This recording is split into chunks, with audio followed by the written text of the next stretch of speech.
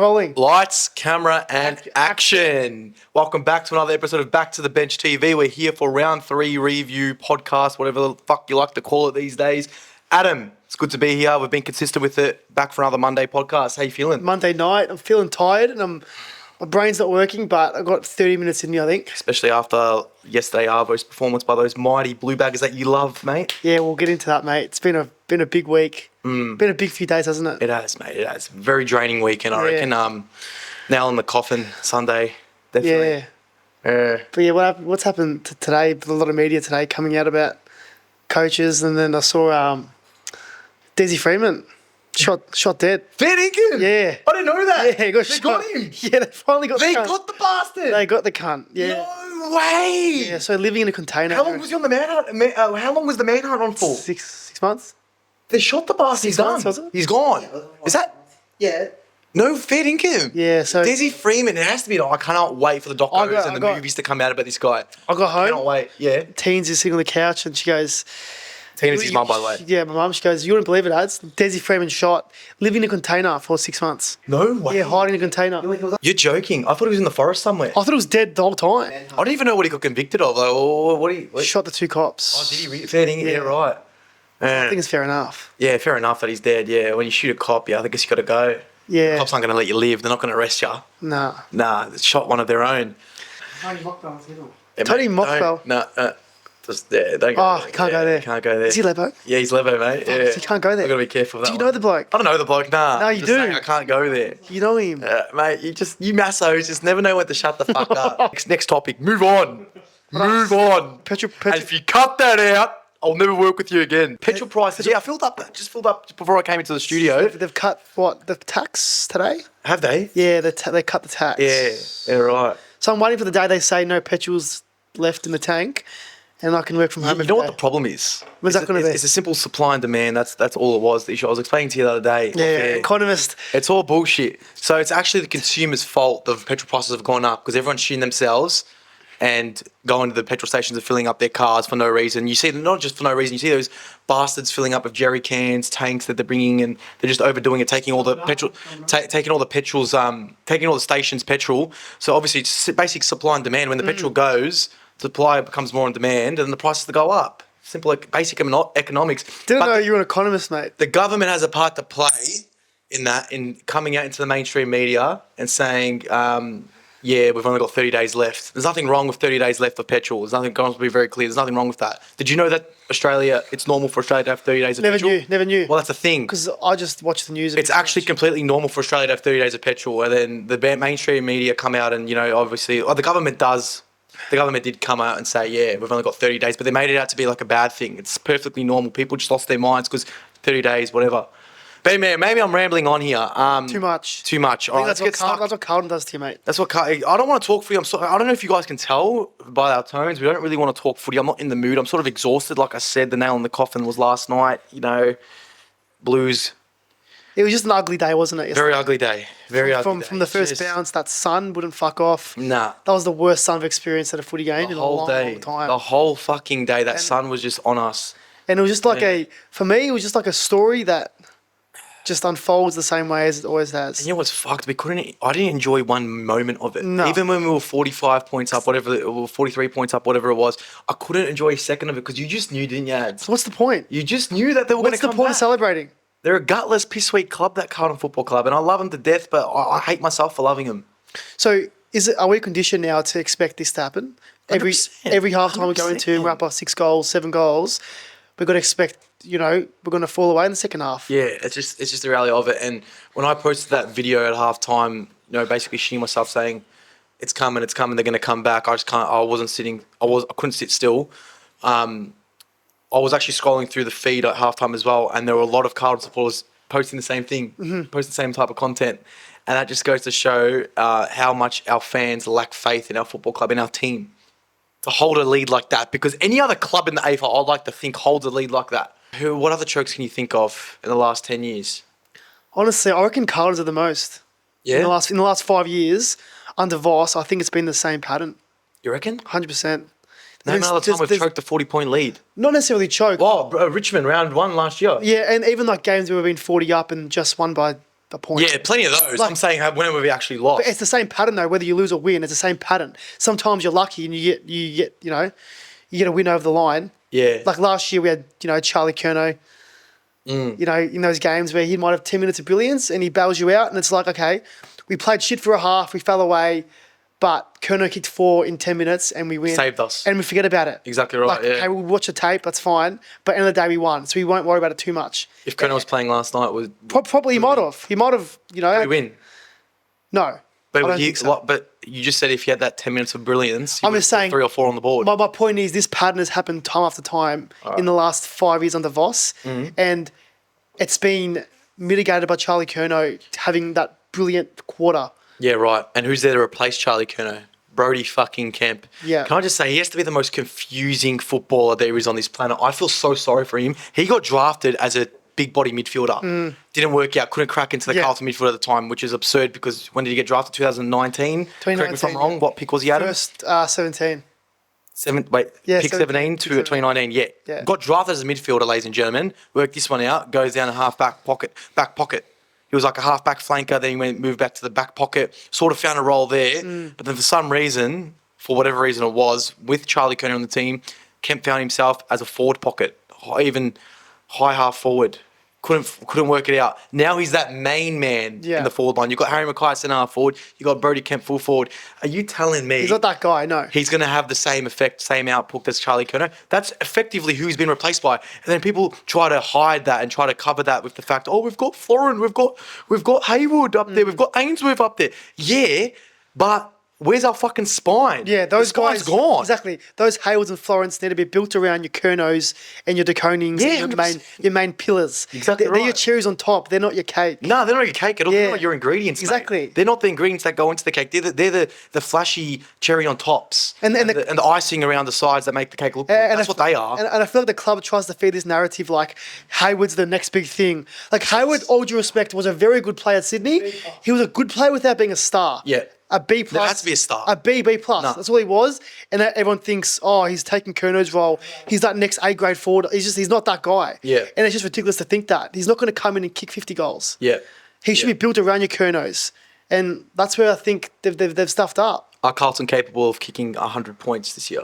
Not under Voss, no. His coaching and game plan is way outdated, and every single week, time after time, we see him get outcoached.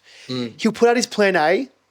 Doesn't work. How many times do we see this? His plan A always works to a T. Yeah. We go out and kick the first 6 goals, up by 30 points, start like absolute brilliant, brilliant start. And then out of nowhere, the team changes a few tactics, moves a few magnets, and it's just like, what does Voss do? He sits there and does nothing. He's so easy to be outcoached. And this was so easy to be outcoached. And when they hired him, they all knew this, that Voss wasn't that good tactically. Right. He was never that good. He was very good at relationships. Motivation. And just like building the team together. But when it comes to in-game tactics, he was always known to be not as superior as others. Yeah, right. So... Yeah, right. No, I can see where you come from there, somewhat. And I reckon he's at the moment. So what you're saying is he's got a good plan A. When it does go into effect and works right, according to his game plan, the Blues are up and about, as we saw on the weekend in that first half. And actually, I'm going to backtrack there. Fuck the first half. It was actually the first quarter. Because in that second quarter, it was a draw, wasn't it? Yeah. In fact, they won, didn't they? They beat us in that second quarter. It was probably we only scored 1 goal in that second quarter. Correct me if I'm wrong. Yeah. So I'm going to say that he basically got out-coached since quarter time, Michael Voss. I agree. Yeah, he did. So he implemented successfully game plan A, and then the D's coaching staff were able to read that, counter it, and dominate it. And like little things like Cozzy Pickett off the leash. George Hewitt... He was roaming free. George Hewitt has no responsibility in tagging Cozzy Pickett. He's way too quick and elusive for George Hewitt. Oh, gosh. Someone should have gone to him. A Cowan or even Ollie Holland should have gone to him. And we saw Pickett, he just tore us a new one in that second half. He was roaming free, man. He was up. He won the game. Was back. He was middle. He was side. He was there. He was here. He was everywhere. Cozzy Pickett. He won the game for him for sure. Yeah. He got him up and about. He was their spark.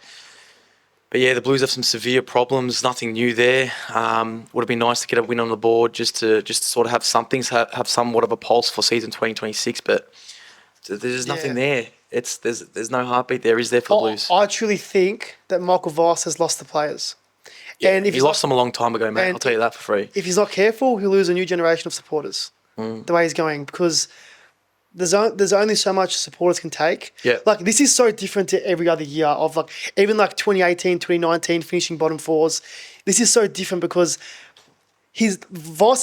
Michael Voss compared to David Teague and Brendan Bolden and all these guys has had the best list to work with. 100%, yeah. Okay, this year is not as good as previous years, but he's had the best list to work with, and he's done absolutely fuck all with it. Yeah. He's made one prelim in 5 years with all these stars in his team, and I think he has to cop the heat for that. Yeah, definitely.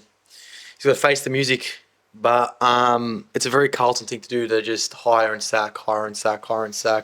I've been very firm on the fact that it's not just the coach. There's definitely some other factors around the coach. But this feels different, doesn't it? It does feel different, but we knew this. Like, even going into the season, everyone knew Voss wasn't the man. I don't know, obviously something's going wrong there in changing a coach. Something's gone wrong there with the board, or they can't find the right fit. So can I ask you, why waste everyone's time? Why keep him on for a year?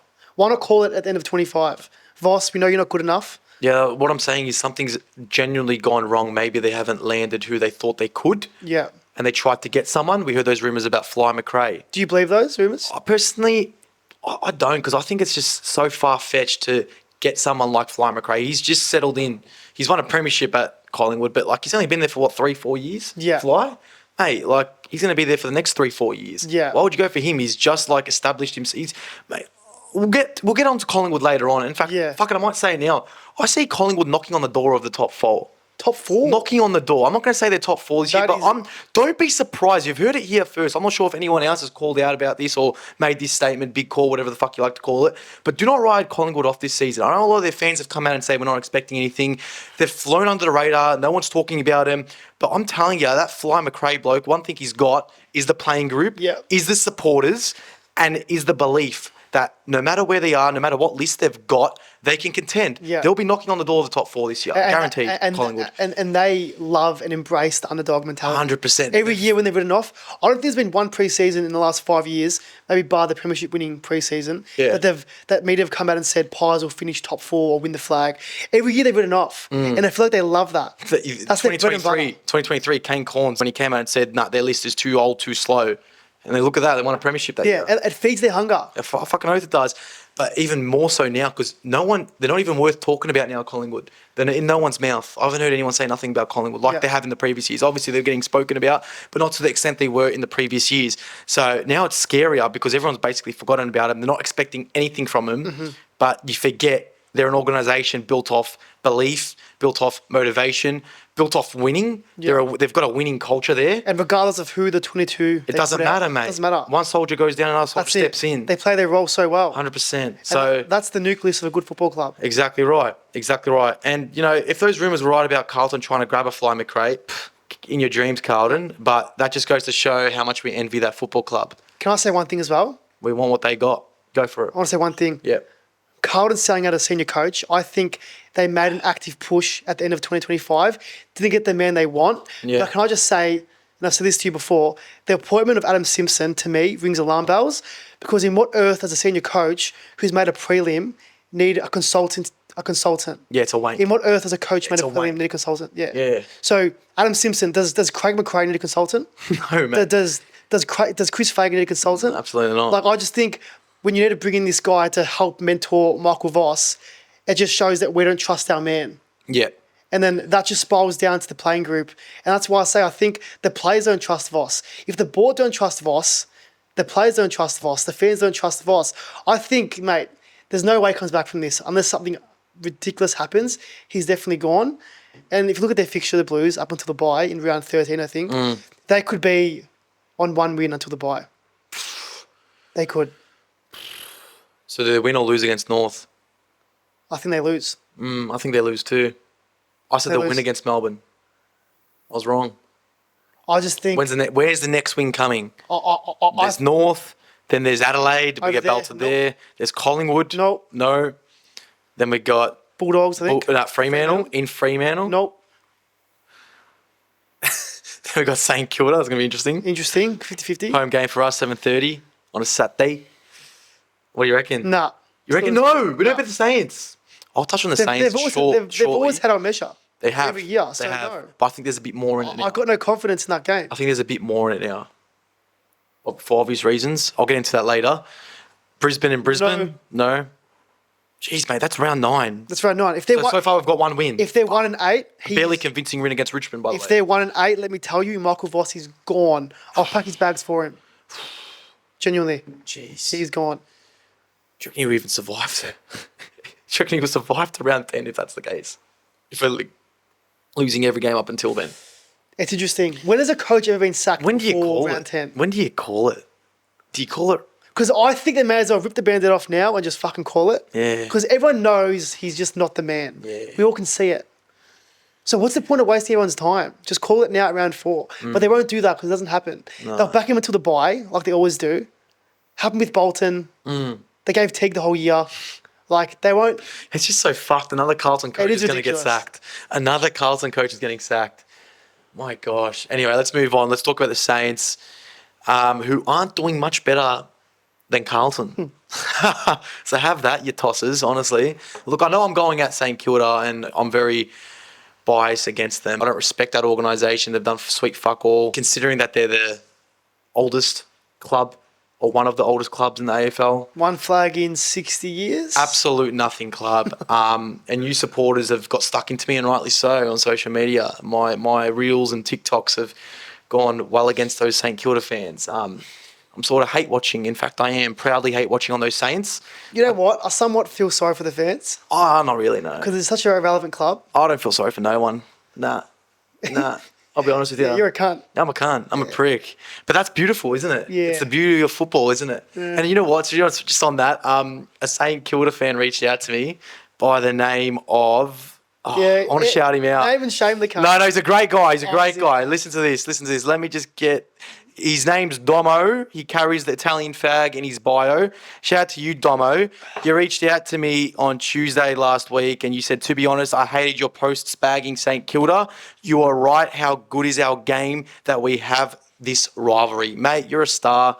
Appreciate the reach out. He gets it.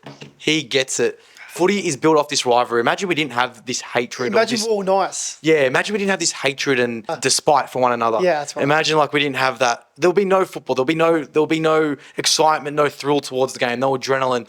You know, obviously they've taken a lot of our players, some of our definitely 2 of our main core players in Sauce and Taconing. So obviously I'm going to hate them. What you think I'm going to like is, and how'd you get them? Through money, mate. Through money. They didn't come to you for passion. They didn't come to you for loyalty. They didn't come to you because, you know, they want to be a part of finals. They came to you for money, mate. For the money. That's why I just can't respect that organisation. There you have it. Sauce went to his dad. He went to his daddy, yeah. He also got paid 900k or 300k more than he's worth. Actually, to be fair, do you reckon he's all Australian? He's knocking on the door. Yeah, but they need to get the wins on the board. He's not Australian now, but he's playing. If they were winning, he's all Australian. Based on talent and performance right now, yeah, he's knocking on the door. It's fair to say. So, mate, they're not winning. They've won 1 game. Yeah. In 3 rounds. Yeah. 4 rounds. That hurts his 4 rounds? That hurts his They're 1 and 3, aren't they? They're 1 and 3. Yeah. That hurts his case, but I think based on his performances, he's been well. How many All Australians did Jacob Wiedering miss out on because Carlton was shit? About 3. There you go. Yeah. Anyway, it's still a very early season. What are your thoughts on Tom Taconing? Not worth 1.8 million. I think everyone knows that. I think he's a good ordinary footballer. Yeah, I don't know. I'm not too sure what justified him being on that pay slip, but I think it's because St Kilda just need to throw the book at someone. Because it's been that many years of having no big names. Even at Carlton, like we were dissecting this last night at the game. Yeah. Like, was he that consistent? Was he that good? I reckon he'll play 2 good games out of the 4 in the month. He's a flash in the pan type. Yeah. He'll be, as I said, a flash in the pan. A good. Never heard that one before, but yeah. Never heard of that? Nah. We'll get on the dictionary and type it up. Yeah, will it be in the dictionary or will it be in the Urban Dictionary? Urban Dictionary. Yeah, right. I'll look into it later. I don't carry a fucking dictionary. Elaborate on it. Yeah, I'm not a fossil like some. But yeah. He's just a highlight reel. He'll have his like good games every 5 to 10 rounds. Yeah. And that's about it. But he won't be a complete All-Australian superstar ruckman. He's a bit of a tease, right? Because he does so many things in the field that a lot of ruckmen can't do. A lot of ruckmen can't jump, can't mark, can't kick like him. And that's where he deceives everyone. But I feel like his complete game isn't there. And look, it's not his fault he's getting paid 1.8. Like, we're all taking that money if it's offered to us. So obviously he's going to take it, but he's just not that player living up to that standard, unfortunately. Yeah. But then again, like you look at St Kilda's strategy last year, the CEO or president came out and said, the father-son rules are weighing because they can't get anyone. They can't land any big names. So what's their other option? They've got to throw money at someone. You know what made me laugh? Yeah, true. I know what you're saying. Well, everyone knows that. Even You've got to change the script, mate, at some yeah. point. So I don't fault their ambition in trying. There's never in the history of St Kilda being alive, except for I would say the late 2000s when they were contending for finals and they made that premiership. They made that grand final. I don't think in the last 20 years a player has come out and said, I want to join St Kilda because they've got the best list and because they're contending for finals. No. Correct me if I'm wrong, has there ever been a player that's come out and said, I want to be a part of a winning side, I want to be part of a successful club, I want to go to St Kilda? No, hasn't happened. They can't attract the big fish. But recently, I don't know how they can afford all these players. And, what made me laugh was their head of recruitment come out in the last trade period and he was asked the question, are you guys going to go again next year? And he goes, arrogantly, yeah. We got a lot of money. They got more money next year. Yeah, he's like, yeah, we got a lot of money. We'll go again. We'll go again. Mate, there's footage of it. We'll get it up if we have to, if you want to fact check me. They're going to go again hard this year. It's going to be very interesting. But then, yet again, who are they paying for? Brad Hill. Who are they paying for? Naz is on 2. Naz is on 2 now. Okay. Subtract Naz, subtract Liam Ryan, subtract TDK, subtract Philippou, subtract what's his name? Silvani. Who else is there that they're paying? Wilkie. Flanders. Wilkie, they're paying him about 1.1, I reckon, a year. Who else are they actually paying? So I've known about 6 players there. The rest must be on peanuts. Have to be on peanuts. Have to be. Have to be. When I say peanuts, I mean below the average, which is $660,000. Every player averages like 660, isn't it? 600, 700. I'm pretty sure it's average. Average, yeah. Whatever it is. Close, mate. So I reckon it's a bit. I reckon they'll have to be paying majority of their players under 5 to go again this trade period. It's a big disparity. It is. And when has that list management strategy ever worked? To be honest, Never works, mate. Never works. No. We saw with Carlton last year how many $1 million players they had on their list. And they finished fucking 11th. Exactly. But interesting times for Saints. Yeah, look, in saying all that, I know I hate watching them and I can't stand them and their supporters, mainly because I've called their supporters out and their supporters are bullying me in the comments, which is rightly so. I generally do believe St Kilda will have a strong end of the season. They just need, the chemistry needs to hit 100, hasn't hit 100 yet. I'll say it's around 67 out of 100. Yeah. They'll snap into it. You know what it is? You can't, rest assured, Saint fans. You can't write off teams at this point. No, you can't. But you can write off Carlton. You can write off Carlton. That's the one team you can write off. Yeah. But the rest you can't. All right. I know Carlton are going pretty bad and Saints could be better. But let's touch on the Bombers. The Bombers are fucked. They're fucked. Yeah. With a capital F. Yeah. And an exclamation mark. Can I just say, I do feel for Brad Scott in a sense. Because, okay, he's obviously gone. Yeah. But can I just say, their list is diabolical. And not even prime Kevin Sheedy would coach that team to a final, let alone out of top 4. Their list is terrible.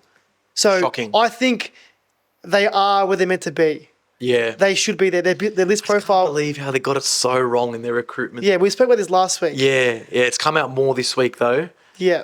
There's been Instagram creators of podcasts coming out and just dissecting the full Instagram list, the full list. They've butchered their selections, the trade. Oh, the selection is diabolical. I won't bore you to death with who they selected over absolute guns, but taking players over. They could have had Errol Golden on their list. They could have had Maxi Holmes. And they're paying guys like Ben Mackay, like $800K. No, $1 million a year. Yeah, it's $1 million a year. Like it's just ridiculous. Do you reckon they wouldn't spoon us? Can you call it this early? Essendon the 2026. It'll be them or Richmond. Who's worse right now? Essendon, yeah. I reckon Richmond have it over them. Essendon haven't won a game in 16 games. They've lost 16 in a row. Fuck, that's sad. They haven't won since round 11, 2025. Fuck, that's sad. That's coming from a Carlton supporter. Anyway, we touched on it last week, Adam. You made a bit of a statement with Adelaide. No Dawson, no Crows. Yeah. Now, do you stand by it? Stand by it, mate. I reckon well done, mate. I'll shake your hand on that. Doubling down on that. Good on ya. You got that right. And it's not to say that they don't have a good midfield. I just reckon it's not an A-class midfield, which what it needs to be at without Dawson. Dawson should make it A+, but he makes it A. They do need that second-tier gun. They do need that Batman to Dawson's Robin. And I tried to justify Rankin as that. I know where this is going. But Vishali? Yeah. Now, can he step up, or is he too much of a show pony? I reckon he can. You reckon he can step up as a He's midfielder, got be a the- consistent gun in the midfield? I reckon he can. I think he was drafted as a mid-half forward, so he's always had the talent to play there. Yeah. Because what I'm trying to get at is they're fucked up in the trade period. They should have landed at least the Jack Steele or Petrarca. I don't think they went hard enough for those two players. But if they want to contend this year and solidify themselves in the fall, they've had a shocking start to the season. Well, not that bad, but they would have liked to beat the Bulldogs and the Cats. They need to bounce back. Do they have enough depth in that midfield, Adam? No. They need to find something. No. So is Rochelle the answer?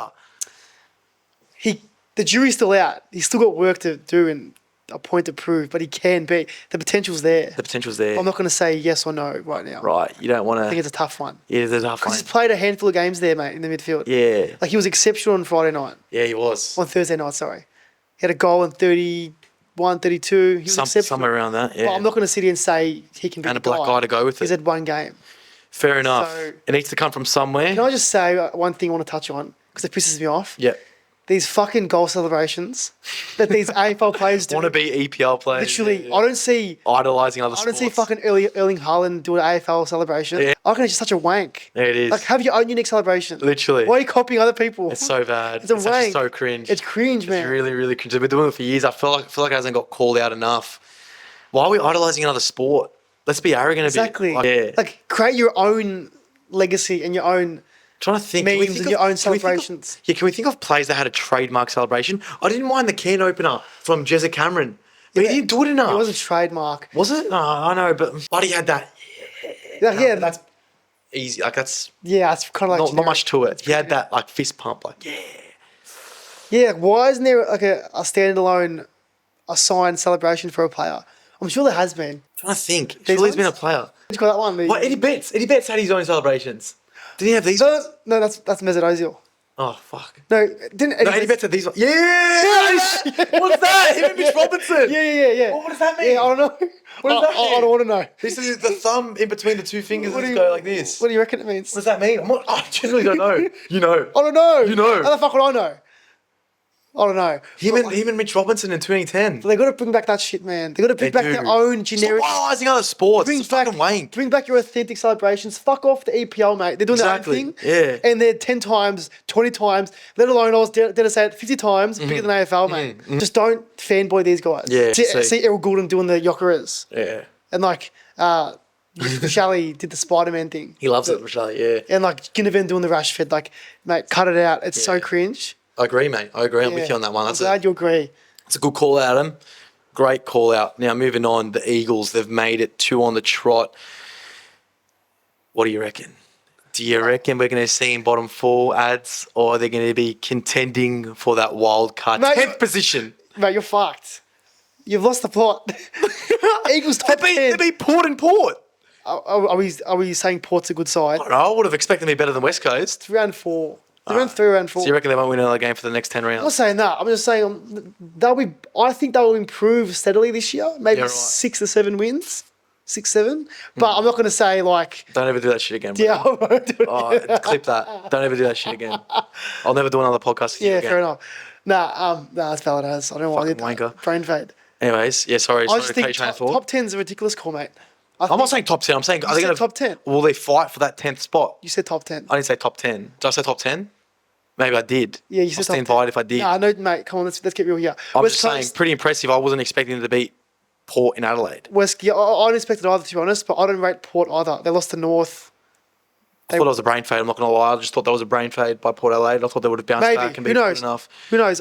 Yeah. I don't rate Port Adelaide either. What I'm trying to say is, can we just see a bit of improvement from West Coast? I don't want to see them in the bottom 4. That's all I'm saying. Yeah, I'm getting sick of them. I'm getting sick sick to of death it. of them at the But bottom. it's a free win for everyone. I want to see this. I want to see this Harley Reid kid do something with his Dursma guy. I want to see something happen. And I reckon it's showing a bit. And Waterman's up and about. Cooper Duff Tyler. Yeah, I don't know who the He's fuck that is, he's but forward. he's got a Top 10 name pick. on him. Yeah, I do know who he is. I'm joking. Yeah. Obviously, he's just that name that you wouldn't expect to be a footballer. They'd be spewing about Robertson just got injured. Robertson suspended. suspended for Yeah. 1 game, was it? But He's been good for him. Good, been a handy pick Yeah, up and from he's the even a lines. super coach. Yeah, he's in mine too. Sake, He's that's scoring pretty well. Another thing, super coach. All these fucking injuries. Anyway, just Suspensions. on I don't know if I should say this on air, but just on Harley Reid and Dersma.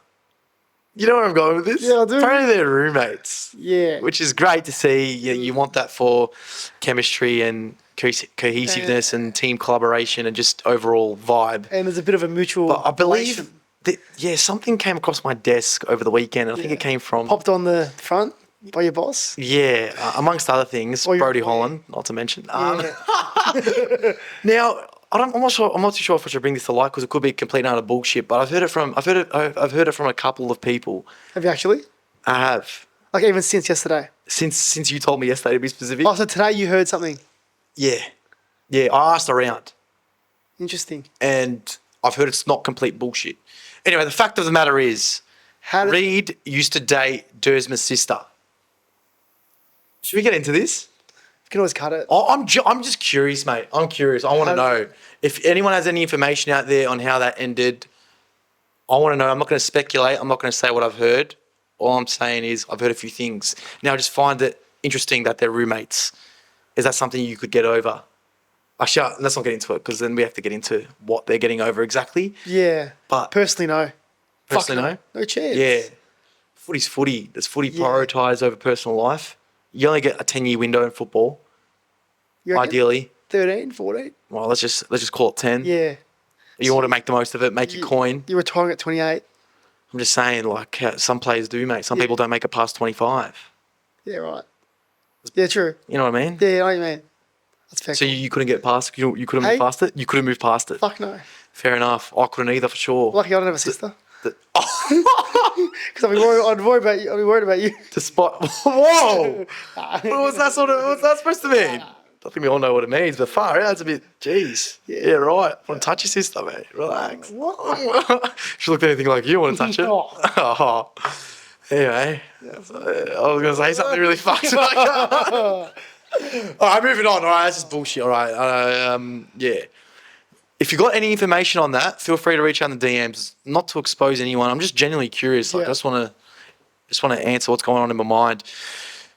Not that I care. It's just a bit of a talking You point. care, mate. Come on, mate. You rambled on for about 10 minutes. Tristan Cherry, Yeah, you want to touch base on him? Okay. I just reckon that is fucking disgusting. Is that worth 3 games? 100%. Should be more. Right. Wiping your own blood another man is a fucking joke. Yeah. And I think it's in the same category as spitting on someone. You reckon? 100%. I reckon it's worse. You reckon it's worse? I reckon it's worse, mate. It's blood. Yeah, true. You can carry all sorts of diseases through that. I'm surprised McGrath didn't clock him. Yeah. Like he reacted like nothing happened. Just on Cherry. It actually Another rumour. Here we go. not a rumor, Here more we so go. a fact. I'm gonna call you Damien Barrett. now. More so a fact. So we all saw that massive brawl that broke out Yeah, at Charlie training Comben. against Charlie Comben. Now, story behind that is, and I've heard from a very reliable source. All right, can we go into this story a bit more about who the kid told you? Nah, it's all right. Some kid that just so happens to train with North Melbourne. He's on the VFL list. For his own safety, I won't say who. The fight broke out between Cherry and Comben last week during training. Story behind it is Cherry believes Comben is the reason they lost against West Coast. Why? Because Comben started that fight. That apparently changed the momentum of the game. So they had a punch on because of that. Yes. So they were in a drill together, going at each other, getting a bit heated. I think Cherry said a few things to get under Comben's skin. And, so Comben went at Cherry. Cherry went back. He's not going to take shit from Comben. That was it. That's basically it. That's the story behind it. And then didn't you say Cherry treats football like a 9 to 5? Yeah. I don't know too much about Cherry's character, but what I heard is he doesn't really get in amongst it with the boys. I feel bad talking about players. I'd swap jobs if he wants to. Mate, he's a gun. He'll just rock up. Apparently he's a lazy trainer, gets it done, and dominates game day. But he didn't dominate last week, so... Super coach, superstar. Well, not last week, mate. 68. What does that do for you? Exactly. Sucked into whoever captained him. I captained him the week before, so I got that 400. Anyways, ladies and gentlemen, thank you very much for tuning in. That's all we've got for this week on Back to the Bench Round 3 review. Stay tuned for next week. You know what they say? What do they say? Good things come in threes. Good things coming. Yeah, so we've done 3. yeah, right. So hopefully the next one's good as well. Yeah, right. That's the 4th one. Thanks very much for that input, mate. We'll wrap it up there. Ladies and gentlemen. Thanks.